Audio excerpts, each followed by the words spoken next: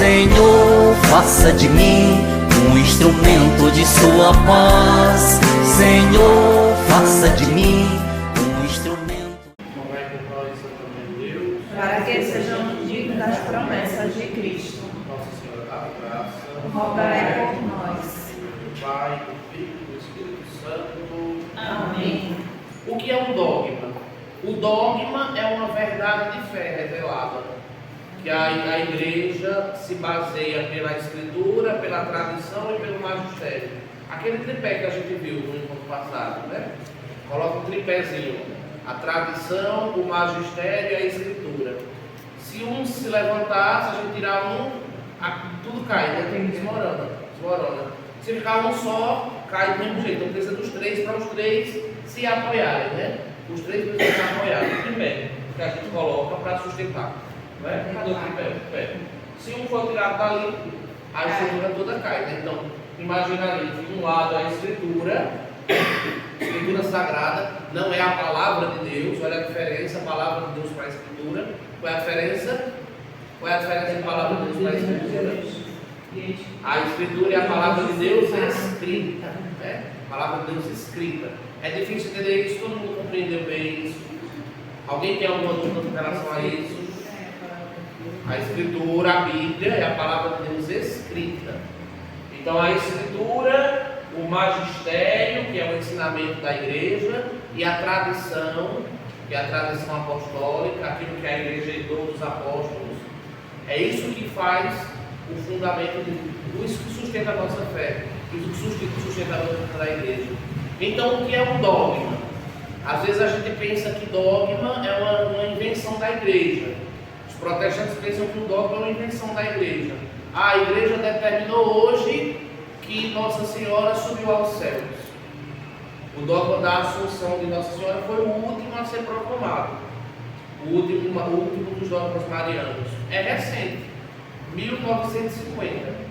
No ano de 1950, a igreja proclamou como um dogma que, tendo terminado o percurso da vida de Nossa Senhora nessa terra, ela foi elevada ao céu de corpo e alma. Mas ela foi elevada ao céu de corpo e alma porque a igreja disse em 1950 e a partir dali a igreja acreditou? Não. A igreja já acreditava nisso, pela tradição, pelo magistério, pela escritura, e a igreja veio amadurecendo esta ideia. Os fiéis acreditavam, a igreja acreditou, a escritura se baseou nessa informação, e agora a igreja proclamou como uma verdade de fé.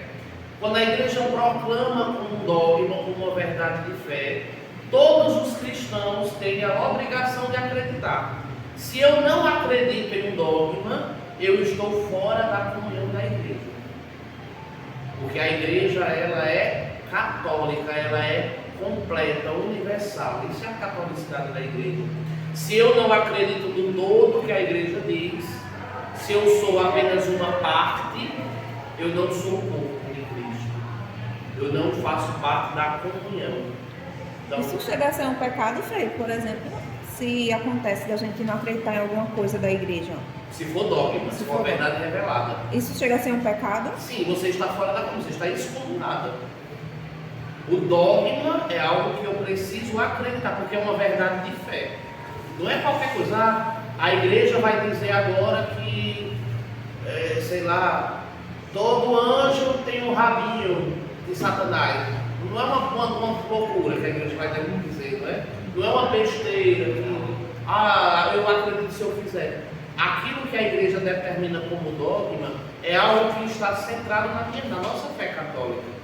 Então, se eu tiro o dogma da minha vida, aquele dogma vai mexer em todo o resto, daquilo que a igreja acredita. Entende? Então, nós somos, nesse sentido, obrigados a acreditar no dogma. Não é algo que eu não possa perguntar, questionar, me informar. Eu preciso conhecer e saber o que são os dogmas. Eu não posso refutá-lo. Dizer assim, eu não acredito. Ou isso é mentira. Se conhecer e dizer isso é mentira. Isso não é. Aí eu estou fora da comunhão. Estou excomungado, né? Aí a gente vai ter que entender quais são os dogmas, né? A igreja tem vários dogmas. Por exemplo, um dogma central da nossa fé, a Santíssima Trindade. Se eu não acredito que Deus é Pai, Filho e Espírito Santo, eu estou fora da comunhão da igreja. Esse é o dogma principal da nossa fé. Deus é Trindade. Quem não acredita nisso? Os testemunhas de Jeová. Os testemunhas de Jeová não acreditam. Os mormons não acreditam. Os adventistas do sétimo dia não acreditam. Os protestantes, a maioria acredita. Entendeu? A maioria acredita, os protestantes. Mas essas religiões específicas não. Outro dogma: Jesus é verdadeiramente Deus e homem ao mesmo tempo. Os testemunhas de Jeová não acreditam nisso. Então, eles não acreditam que Jesus é Deus, eles não acreditam que o Espírito Santo é uma pessoa divina, eles acreditam que o Espírito Santo é como se fosse uma força de Deus, mas não é, digamos assim, alguém que fala, que age, que tem vontade, como nós acreditamos. O Espírito Santo não é uma bomba para a gente. O Espírito Santo é uma pessoa. Ele tem vontade, ele age, ele fala, segundo a Escritura. Por isso Jesus chama ele de advogado. Ele é o advogado, ele é o nosso defensor. Então, se ele é um defensor, se ele é aquele que vai advogar por nós, então ele tem vontade, ele pensa, ele tem mentalidade. Então é uma pessoa divina, entende? Por isso que o dogma da Trindade, volta para o dogma da Trindade, tá vendo? Deus não é uma única pessoa. Deus é 3 pessoas em um único Deus, né? Pai, Filho e Espírito Santo. Aí o que é um dogma? Uma verdade revelada. Uma verdade que a igreja apresenta agora à sua comunidade. E isso que vai nortear a nossa caminhada de fé. Entendeu? É diferente, por exemplo, da igreja dizer assim: olha, nós temos que acreditar que, sei lá, o céu é azul. O céu é azul? O céu é de cor. Que cor é o céu?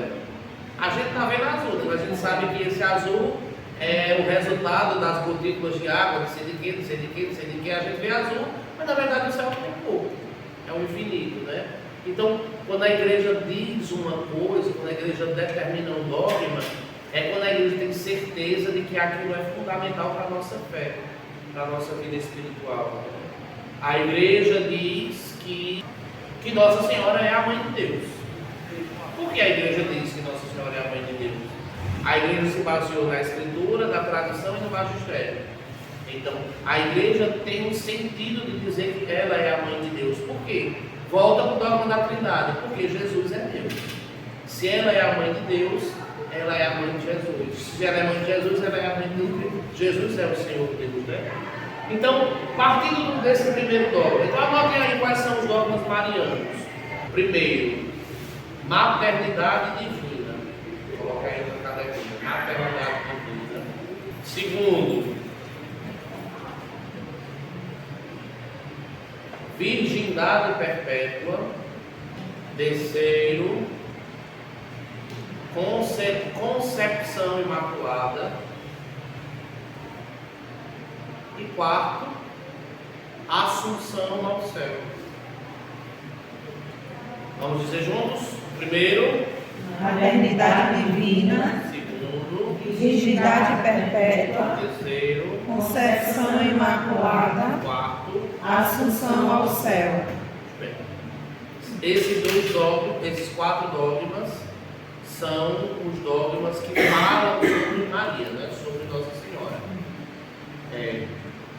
Todos esses 4 dogmas, aliás, os 3 últimos dogmas só tem fundamento por causa do primeiro. Então esse primeiro é a base de todas as coisas. O primeiro, Maria é Mãe de Deus, né? Então, por Maria ser a Mãe de Deus, derivam-se os outros 3 dogmas, para a gente entender que ele é a origem, digamos assim, né? Dos demais dogmas. O que significa dizer que Maria é Mãe de Deus? Na teologia existe uma palavra, aliás, na filosofia, quando se fala de matéria, corpo, essência, natureza, quando se fala da nossa natureza, aquilo que nós somos pessoas humanas, não é? aquilo que fala da nossa natureza, existe na filosofia o conceito de hipóstase. Hipóstase significa a natureza da pessoa. Todos nós temos a natureza humana. Todos nós somos humanos, né?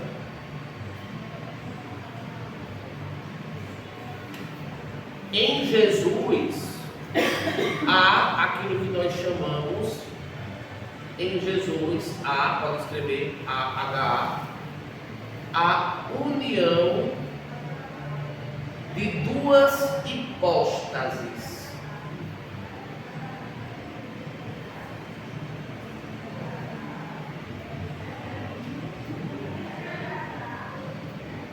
Que significa o quê?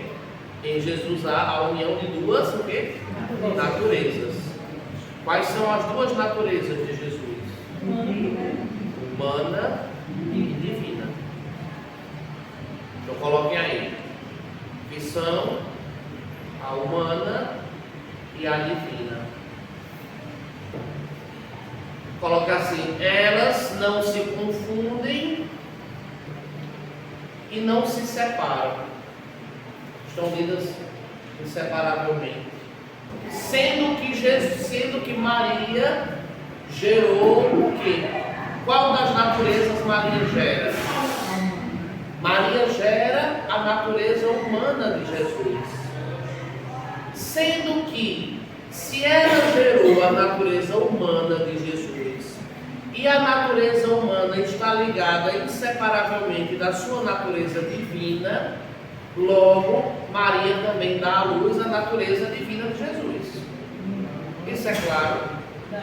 Então, como as duas naturezas não se separam, não se sobressaem, Maria se torna no parto, ou na concepção, claro, na concepção de Jesus, ao mesmo tempo mãe de Jesus, que é ao mesmo tempo humano e divino. Quando o anjo anuncia que ela vai ficar grávida de quem? Do Filho de Deus. Então ele é Deus já no ventre de Maria, né? Então Maria dá a luz ao Filho eterno do Pai, aquele que é humano e divino. A carne é de Maria, mas a divindade é de Deus. Mas se as duas estão unidas, ela é ao mesmo tempo mãe do homem e do Deus que é Jesus. Maria não é mãe de Deus Pai. Lembrem disso, né? Coloquem aí no papel.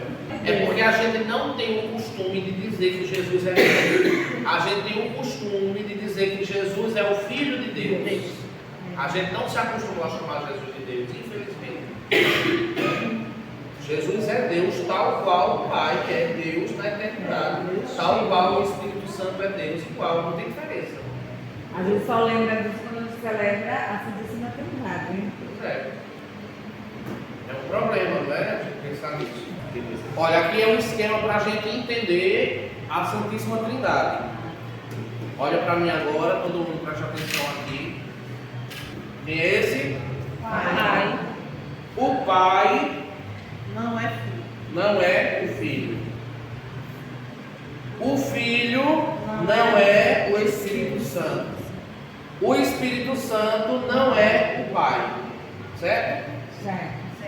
O Pai é Deus. o Filho é Deus. o Espírito Santo é Deus. Alguma dúvida? Entenderam? É fácil?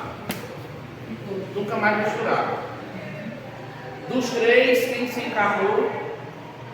Filho. Deus Pai tem corpo. Deus Espírito Santo tem corpo. Deus Filho tem corpo. Estão virados. Inclusive existe o ícone da Trindade, que é muito bonito, por sinal, que é um ícone bizantino, antigo, que é os três, um ao lado do outro, ao redor de uma mesa. Aí como nós podemos provar biblicamente, né, que Maria é mãe de Deus, porque Jesus é Deus, né? Então seria dizer que Jesus é Deus. Como, por exemplo, anotem aí Mateus 1:23. Eis que uma virgem conceberá e dará à luz um filho, e se chamará Emanuel. Que significa? Deus conosco. Olha aí o nome do filho da Virgem. Deus conosco. João 1,14. E a palavra se fez carne e veio morar entre nós. Nós vimos a sua glória, glória que recebe do seu Pai como filho único, cheio de graça e de verdade. Olha aí quem é essa palavra? Jesus, né? Se faz carne. Maria é a mãe daquele que é a palavra de Deus.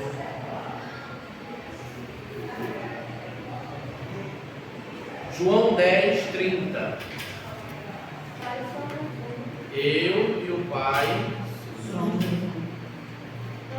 Eu e o Pai somos o quê? É que Deus está dizendo? Eu e o Pai somos o quê? Um Deus. Um só Deus.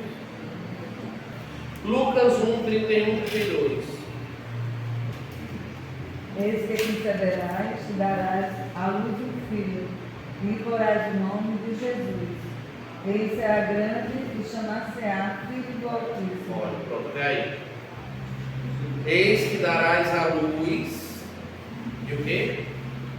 Eis que conceberás e darás à luz. Então ela se torna mãe. De quem? Do Filho do Altíssimo. Então ela é o quê? Esse menino é filho de quem? De Maria e do Altíssimo. Ao mesmo tempo, tá vendo? Está clareando? Às vezes os protestantes podem dizer, não, mas Maria é mãe só da natureza humana de Jesus. Olha, como é que a gente tira a natureza humana da divina? Não tem como tirar. Então, olha o que esse texto especialmente diz, não é? Conceberás e darás à luz um filho, e ele será o filho do Altíssimo. Então, se ele é o filho do Altíssimo, ele é Deus, não é o filho de Deus. Então, se ela concebeu o filho do Altíssimo, ele é ao mesmo tempo o filho dele e dela. E Lucas 1:43. Como mereço que a mãe do meu Senhor venha me visitar. Mãe do meu Senhor. Esse termo Senhor na Bíblia, o Kyrios, é um termo atribuído à pessoa divina de Jesus, né? É um termo pós-pascal. Ele é o Kyrios.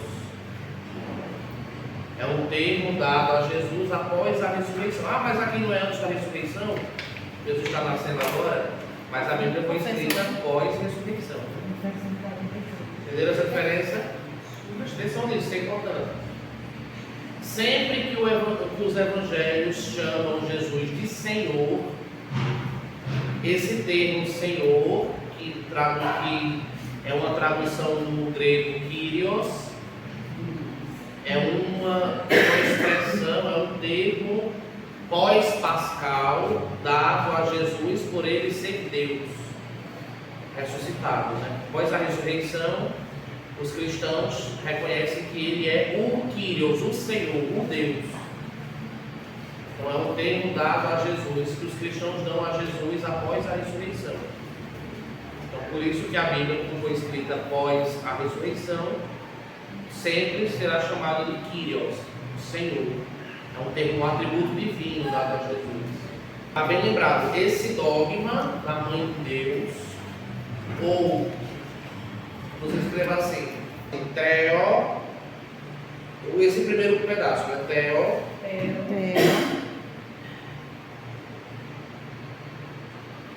Aí coloque o igual, né? Uhum. Deus.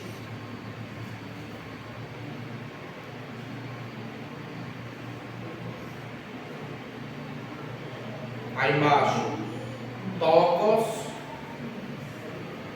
Colocaram? Sim. Igual. Dar à luz. ou barra portadora. Significa portadora de Deus, ou aquela que dá a luz a Deus.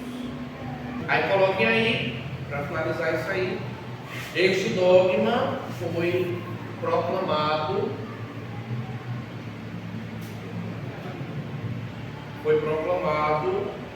no concílio de Éfeso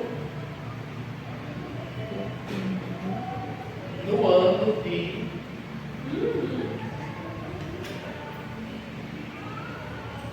No concílio de quê? Éfeso, no ano de 431. Mais de 1000 anos que a igreja diz que Maria é mãe de Deus. Alguma dúvida sobre esse dogma? Pelo amor de Deus, Maria é mãe de Deus, sim ou não? Sim. Mãe de Deus. Basta dizer isso. Agora, qual pessoa divina Maria é mãe? Jesus, a segunda pessoa da Santíssima Trindade. Está claro na cabeça. Maria é mãe do Espírito Santo? Não. Maria é mãe de Deus Pai? Não. Para a gente entender esse sentido ainda de Jesus como Deus, João 20, 28. Sabe por que a igreja proclamou os dogmas? Sempre proclamou dogmas. Porque sempre tinha uma parte da igreja contra aquilo que a igreja estava querendo definir. Sempre tinha um lado que brigava a favor, o outro lado brigava contra. Existia um bispo chamado Nestório, que ele não aceitava essa história da união hipostática de duas naturezas em Jesus. Mas ele afirmava, ensinava e batia de frente como se Maria fosse não a Theotokos, mas a Christotokos, a mãe do Cristo apenas, não ele Deus, né? Mas apenas ele humano, o lado humano de Jesus. Por isso que é uma heresia, né? A gente não pode deixar de acreditar no dogma para não cair em heresia. Sim, o que é que diz aí o João? Qual foi o que eu disse? 20 e 28. Sim, pode dizer aí.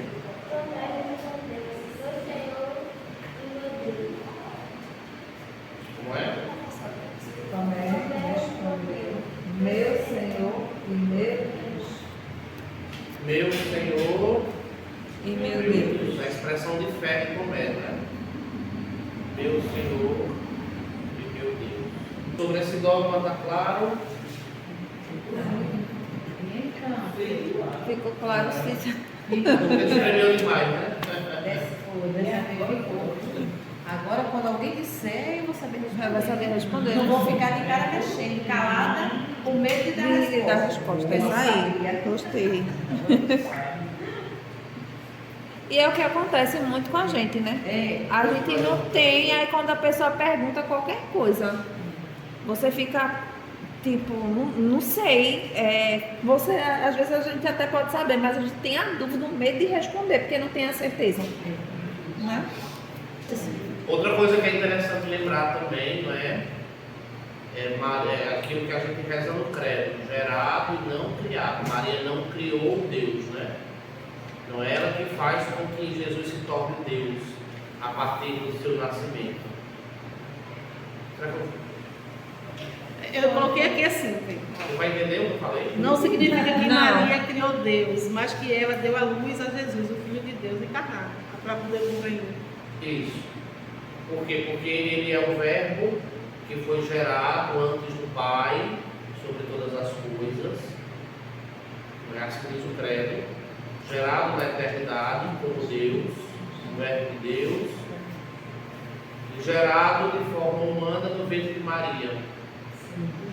O verbo eterno se torna carne no ventre de Maria, mas ele não foi criado, não é?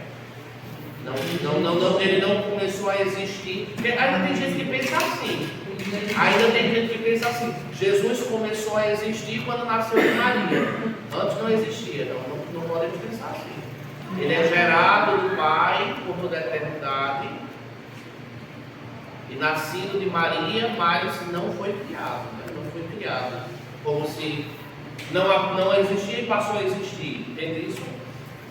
Como eu disse lá no início, quem lembra, os dogmas marianos estão em função de quê? Em função de quem? Mary, os dogmas marianos existem para quê? Em função de quem? Quando a igreja proclama um dogma, ela está dando veracidade à nossa fé. Aquilo que a gente acredita, ela está afirmando veracidade àquilo que eu acredito. então os dogmas marianos, quais são as finalidades dele? É para preservar quem? Maria ou Jesus? Todos os dogmas marianos estão ligados intimamente a Jesus. Então tudo, como ele disse, não é por Maria, mas por Cristo, né? Eu falei no início. Por quê? O que é que o dogma da maternidade divina tem a ver com Jesus? Porque a gente chama de Maria é a mãe de Deus. Qual é a finalidade? Para salvaguardar nesse sentido e afirmar a divindade de Cristo, né? Então Maria é mãe de Deus, não como se fosse um título de honra para Maria, não é? Maria não tem necessidade de título de honra nenhum. A intenção de dizer que Maria é mãe de Deus é pelos méritos de Cristo. É para que a gente afirme na nossa fé que Jesus é Deus. Então, se Jesus é Deus, Maria é mãe de Deus. Entendeu? Então, todos os dogmas marianos estão ligados em função dos méritos de Cristo. Em função dos méritos de Cristo. Quando a igreja diz Maria é mãe de Deus, a igreja não está querendo engrandecer Maria ou colocar algo que Maria não tem, dar algo que Maria não tem. É por causa de Cristo. Quando nós estudarmos na próxima semana, no próximo encontro, Maria é virgem para sempre, sempre virgem, não é que a gente quer proteger a virgindade de Maria como se a gente quisesse defender uma mentira, não. É por causa de Cristo que ela é virgem eternamente. E a gente vai entender o porquê disso. Esse é um dos dogmas que a gente vai ver muito na Bíblia, em algumas passagens. Então Maria, ela é colocada nos evangelhos como essa que ocupa esse lugar de honra, porque ela é a mãe do rei. Então várias passagens do Novo Testamento a gente encontra comparações do que eram as rainhas mães do Antigo Testamento e de quem era Maria no Novo. Então os evangelhos sempre colocam algumas situações de Maria como essa situação dessa posição de destaque por ela ser a mãe do rei, né? Entendeu mais ou menos isso? Então, existem muitas ligações aí. Na verdade, os evangelhos eles têm muitas cópias de textos do Antigo Testamento. Por exemplo, o canto que Nossa Senhora proclama ao saudar sua prima Isabel, o Magnífica. Lucas escreve na boca daquilo que foi pronunciado na boca de Ana, né? No Testamento. Então Lucas pega muitas coisas e coloca também na boca de Maria para separar as duas, né? A grandeza das duas, a santidade das duas. Então tem muitas coisas. Maria como arca da aliança, né? Essa visita de Maria a Isabel passou 3 meses. É um decalque da arca da aliança do segundo livro dos reis. Que vem, que passa, permanece na casa de Davi, se eu não me engano. Não lembro agora direito como é o texto. O senhor está falando a missa sobre Eu isso. falei agora nisso um dia desse, né? Então é totalmente um decalque daquilo que foi a visita da Arca da Aliança. Lucas quis dizer que a nova Arca da Aliança é Maria. Então, como aquela se perdeu, aquela Arca da Aliança de madeira se perdeu, Maria é a nova Arca da Aliança. Por isso que no livro do Apocalipse, a visão que João tem no céu se abre com a Arca da Aliança. João vê a Arca da Aliança e de repente não vê mais, vê a mulher vestida de sol. Quem é essa Arca da Aliança? É a Virgem Maria, que carrega agora no seu ventre a nova lei encarnada. Como a Arca da Aliança carregava dentro a lei, as tábuas da lei, né? A lei é quem é Cristo, uma nova lei, a lei do amor. Então é muito interessante essas passagens do Novo Testamento, que são praticamente um decalque do Antigo. Então, os evangelistas copiaram para dar veracidade, para dar força ao texto, né? Não como uma mentira, mas para reafirmar aquilo que é a palavra de Deus, aquilo que é a força de Deus nos textos. Por isso que são textos inspirados. Né? Vamos fazer a nossa reavaliação agora, geral. Ô Frei, bem rapidinho. No Apocalipse, quando aparece uma mulher vestida de sol, uma cabeça coroa, a lua debaixo dos pés, a Igreja Católica tem duas ideias, né? Que é Nossa Senhora e que é a Igreja. Já os protestantes acreditam que aquela imagem é representar a Igreja só. De onde vem a ideia de que aquela mulher é Nossa Senhora? Justamente porque ela é a nova filha de Sião. Né? Maria é o restinho do povo de Deus. E ela é a imagem perfeita da Igreja. Maria é o modelo perfeito da Igreja. E todo aquele contexto, né? É aquela que está revestida do sol, porque a luz é Cristo.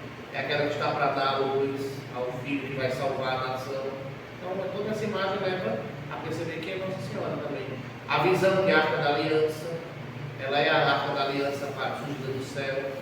E Lucas apresenta Maria como Arca da Aliança. Né? Então, não tem como não ser Nossa Senhora. E de onde vem a ideia de que aquela imagem representa a Igreja?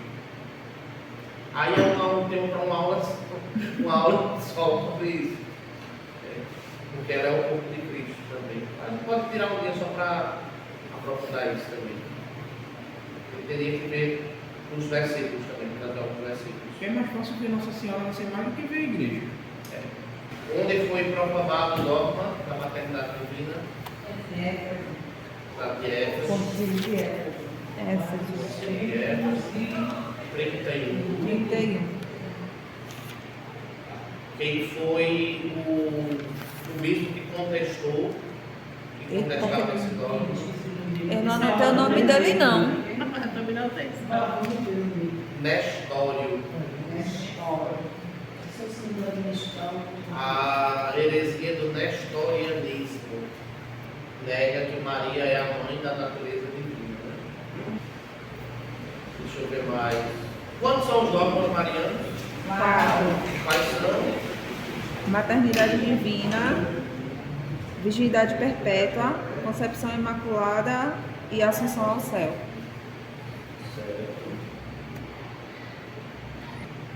Frei, então é correto. A gente, por exemplo, no ofício de Nossa Senhora, a gente canta Mãe do Redentor. Mas a gente já cantou durante muito tempo errado Mãe do Criador. Quer dizer, eu não sei se é errado, é isso que eu quero saber. Porque ela é mãe de Deus.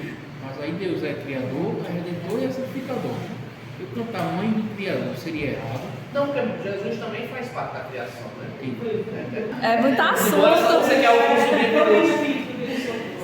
Você quer o curso bíblico, como é que se diz? Intensivo, né? Ah, intensivão. É o Espírito que sobrou. A aula é tão boa que a gente ficaria aqui a noite toda. Sim, mas o que é ser imagem? Até o som passou com o cheiro. O que é ser imagem? Não é o pai assim, Não foi? Que aula. ser imagem de semelhança de Deus é outra coisa. A gente pensa, não, eu sou imagem e semelhança do que Deus anda, Deus tem 2 pernas, Deus tem 2 braços. Não, Deus não tem nem forma. Qual é a forma de Deus? Não é a coisa que tem que ver o pai? Sim, bem. Ele é meu pai, mas o pai não tem cabeça. O pai não tem barba aos pulos, ele é defeituoso. Criado de vida mais leve.